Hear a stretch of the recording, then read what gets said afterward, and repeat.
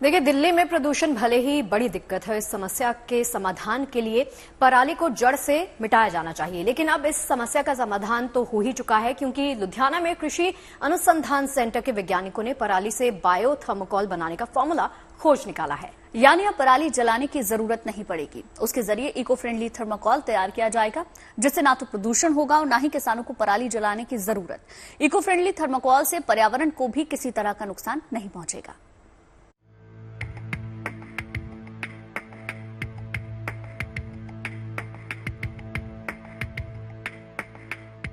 पराली से उठता धुआं सर्दी में दिल्ली एनसीआर की हवा को सालों से दमघोंटू बनाता आ रहा है, लेकिन अब इस समस्या का समाधान मिल चुका है।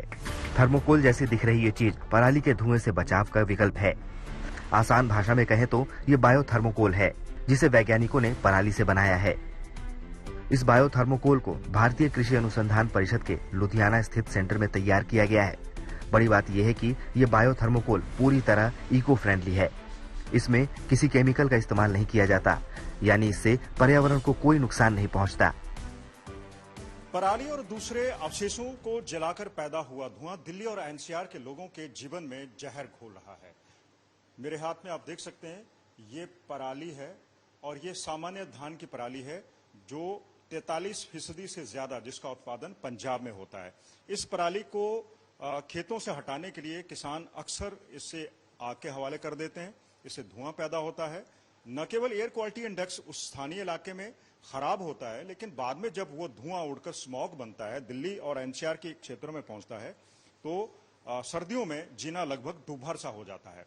लेकिन अब इस पराली का संकट खत्म करने के लिए कि किसान इस पराली को ना जलाएं, देश के वैज्ञानिक कई तरह के नूतन प्रयोग कर रहे हैं।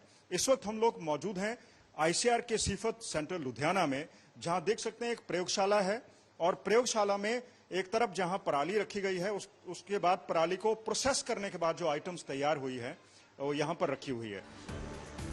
पराली से बायोथर्मोकोल किस तरह तैयार किया जाता है, आइए समझाते हैं। सबसे पहले पराली को 1 सेंटीमीटर की आकार में काटकर उसका भूसा तैयार किया जाता है। उसके बाद उसे जीवाणु रहित करके उसमें स्पॉन नामक पदार्थ मिलाया जाता है, जो अनाज से बनता है। स्पॉन के पनपने से एक तरफ जहां पराली का रंग सफेद हो जाता है, वहीं वह इसमें मौजूद तत्वों की वजह से अच्छी तरह से चिपक जाती है। उसके बाद उसे सांचे में डालकर कोई भी आकार दिया जा सकता है।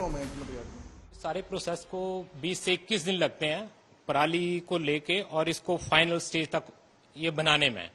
और इसमें जो इसकी खासियत ये है कि जैसे आप जानते हैं कि स्टायरोफॉर्म है, थर्मोकोल है, वो डिग्रेड नहीं होता है। डिग्रेड नहीं होगा तो इन्वायरमेंट में रहता है, तो इन्वायरमेंट के लिए बहुत ज्यादा पोल्यूशन करता है। को जो बनाने के बाद जो ये मटेरियल बन के आता है, जैसे ये पैकेजिंग मटेरियल बन के आ रहा है, तो ये बायोडिग्रेडेबल है। ये फायर रेजिस्टेंट भी है, मतलब फायर रिटार्डेंट है, फायर को नहीं लेता है। 100% डिकम्पोजेबल है। जैसे इसको सॉइल में डालते हैं तो ये 1 से 2 महीने में डिकम्पोज हो जाएगा और ये वाटर भी बहुत कम एब्जॉर्ब करता है।